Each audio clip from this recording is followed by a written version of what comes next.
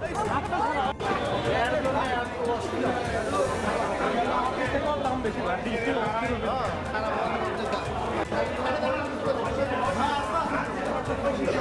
পরশুদিন আমাদের সদর থানায় আমরা জনাব হিরো আলমের বিরুদ্ধে একটি ওয়ারেন্ট আমরা পাই, যেটি হচ্ছে আমাদের নারী শিশু ট্রাইব্যুনাল 1 বগুড়া থেকে একটি ওয়ারেন্ট আমাদের সদর থানায় আসে। আমরা এই ওয়ারেন্টে আমাদের কাছে সদর থানায় আসে। এরই প্রেক্ষিতে আমরা আসলে আজকে জানতে পারি যে হিরো আলম, জনাব হিরো আলম তিনি আসলে বগুড়ায় এসেছেন। আমরা এই তথ্য পাওয়ার পরপরই আমরা বিভিন্নভাবে তাকে খুঁজতে থাকি এবং এক পর্যায়ে আমরা জানতে পারি তিনি আসলে ঢাকায় চলে যাচ্ছেন। আমরা এই তথ্য পাওয়ার সঙ্গে সঙ্গে আমরা আসলে তাকে খুঁজতে থাকি।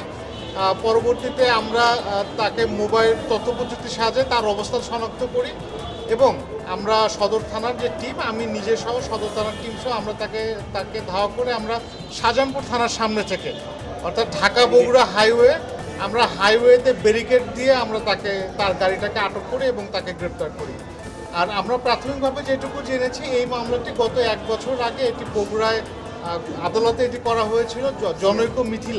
জনৈক মিথিলা সম্ভবত ওনার সহকর্মী, মিডিয়া সহকর্মী, তার বাসা সম্ভবত খুলনা, এটি আমরা প্রাথমিকভাবে জেনেছি।